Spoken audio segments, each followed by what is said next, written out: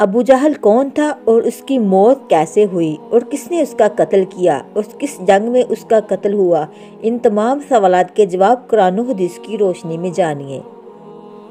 ابو جہل وہ بدبخت کافر تھا جس نے ساری زندگی رسول اللہ صلی اللہ علیہ وسلم کو تکلیف اور دکھ کے علاوہ کچھ نہ دیا۔ فرعون اور نمرود کی موت کی طرح ابو جہل بھی کتے کی موت مرا۔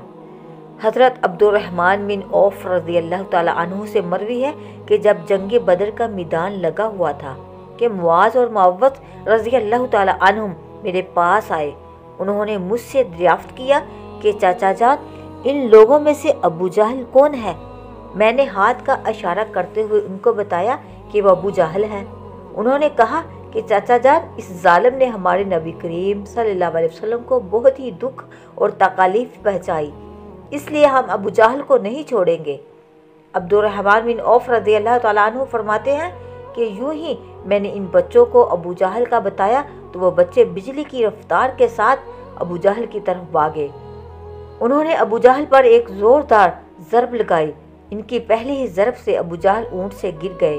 حضرت معاذ رضی اللہ تعالیٰ عنہ بیان کرتے ہیں کہ یہ سب کچھ ابو جہل کا بیٹا اکرمہ دیکھ رہا تھا۔ اکرمہ نے وار کر کے میرے بازو کو کاٹ دیا۔ میرا بازو کندھے سے لٹک رہا تھا، پھر بھی میں لٹکے ہوئے بازو کے ساتھ بھی بڑی تیزی کے ساتھ لڑ رہا تھا۔ جب بازو نے مجھے بہت ہی زیادہ تنگ کرنا شروع کیا تو میں نے بازو کو اپنے پاؤں کے نیچے رکھ کر زور لگا کر بازو کو اپنے تن سے جدا کر دیا۔ حضرت معاذ رضی اللہ تعالیٰ عنہ سے مروی ہے کہ میں نے موقع پا کر ابو جہل پر پھر وار کیا، جس سے ابو جہل کے جسم سے خون کے فوارے جاری ہو گئے۔ ابو جہل کو موت کی گھاٹ اتار کر یہ دونوں بچے رسول اللہ صلی اللہ علیہ وسلم کے پاس تشریف لے گئے۔ عرض کرنے لگے، یا رسول اللہ صلی اللہ علیہ وسلم، ہم ظالم ابو جہل کو قتل کر کے آئے ہیں۔ امام طبرانی بیان کرتے ہیں کہ ابو جہل ابھی قتل نہیں ہوا بلکہ وہ درد سے چلا رہا تھا، تڑپ تڑپ کر درد سے چلاتے ہوئے موت کا انتظار کر رہا تھا۔ جب جنگ بدر ختم ہوئی تو رسول اللہ صلی اللہ علیہ وسلم نے تمام صحابہ کرام کو حکم جاری کیا کہ ابو جہل کو تلاش کیا جائے۔ سب صحابہ کرام ابو جہل کی تلاش میں مگن ہو گئے۔ حضرت عبداللہ بن مسعود رضی اللہ تعالیٰ عنہ بھی انہی میں شامل تھے۔ حضرت محمد صلی اللہ علیہ وسلم نے تمام صحابہ کرام کو ابو جہل کی ایک نشانی بتائی تھی کہ ابو جہل کے گھٹنے پر نشان ہوگا۔ صحابہ کرام رضی اللہ تعالیٰ عنہم نے عرض کیا، یا رسول اللہ، ابو جہل کے گھٹنے پر وہ نشان کس طرح آیا تھا؟ رسول اللہ صلی اللہ علیہ وسلم نے فرمایا، ایک دفعہ میں اور ابو جہل عبداللہ بن جدعان کے گھر دعوت میں تشریف فرما تھے۔ اس وقت تمہاری عمریں بہت چھوٹی تھی۔ ہم دونوں میں کسی بات کو لے کر جھگڑا ہوا۔ میں نے ابو جہل کو زور سے دھکا دیا جس کی وجہ سے ابو جہل زمین پر گر پڑا۔ ابو جہل کے گھٹنے پر گہرا زخم آ گیا۔ وہ زخم تو ٹھیک ہو گیا لیکن اس کا نشان آج بھی ہے۔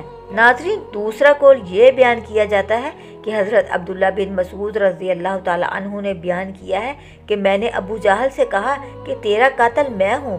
ابو جہل نے کہا کہ نہیں، تجھ سے پہلے مجھے کوئی قتل کر گیا ہے۔ ایک قول یہ بھی بیان کیا جاتا ہے کہ جب ابن مسعود رضی اللہ تعالیٰ عنہ ابو جہل کے سینے پر بیٹھ کر کہنے لگے، اے اسلام کے بدترین دشمن، تم تو فرعون سے بھی زیادہ بدبخت نکلے۔ فرعون نے مرتے وقت اپنی غلطیوں کو مان لیا تھا کہ میں غلط تھا، لیکن تم تو مرتے ہوئے اسلام کے خلاف بکواس کر رہے ہو۔ یہ سن کر ابو جہل نے جواب دیا کہ اپنے آقا محمد کو جا کر میرا یہ پیغام دے دینا کہ ابو جہل تو اس دنیا سے چلا گیا ہے، لیکن وہ یہ پیغام دے گیا ہے کہ حضرت محمد صلی اللہ علیہ وسلم کا سب سے بڑا دشمن میں ہوں۔ یہ سن کر میں نے ابو جہل کی تلوار پکڑی اور اسی سے ابو جہل کے جسم سے اس کا سر تن سے جدا کر دیا۔ فرماتے ہیں کہ میں نے جسم کو سر سے جدا کر کے نبی کریم صلی اللہ علیہ وسلم کے پاس لے آیا۔ میں نے محمد صلی اللہ علیہ وسلم کی بارگاہ میں ابو جہل کا سر پیش کرتے ہوئے عرض کیا، یا رسول اللہ صلی اللہ علیہ وسلم، یہ لو ابو جہل کا سر۔ صلی اللہ علیہ وسلم نے فرمایا، قسم ہے اس ذات کی جس کے قبضے میں میری جان ہے، بے شک یہی ابو جہل کا سر ہے۔ پھر آپ صلی اللہ علیہ وسلم نے ابو جہل کے سر کے پاس کھڑے ہو کر فرمایا، یہ کافر ابو جہل اس امت کا سب سے خطرناک اور ظالم فرعون ہے۔ ہر امت میں ایک فرعون ہوتا ہے، جبکہ میری امت کا فرعون ابو جہل تھا۔ اللہ تعالیٰ کا لاکھ لاکھ شکر ہے کہ یہ بدبخت ہلاک ہو گیا۔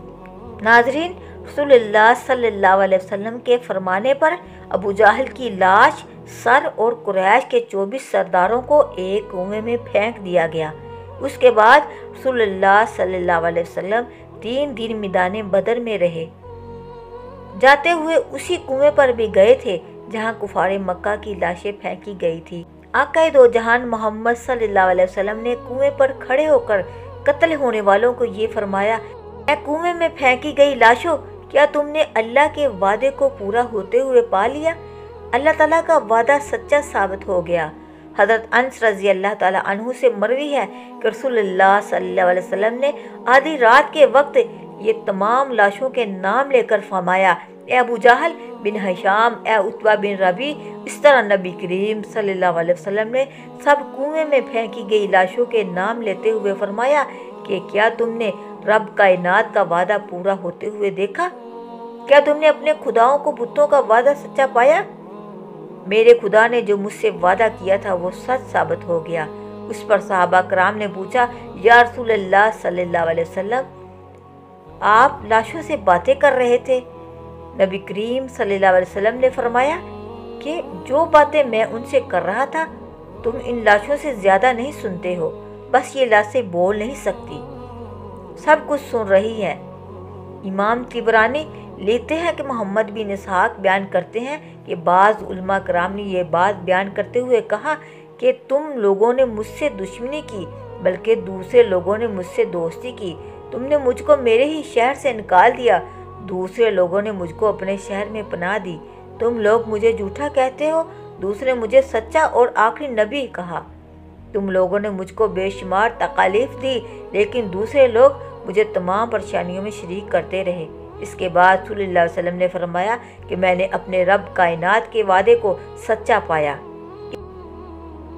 یوں ابو جہل بدبخت کافر قتل ہوا جس نے ساری زندگی نبی کریم صلی اللہ علیہ وسلم کو تکلیف اور دکھ کے سوا کچھ نہ دیا۔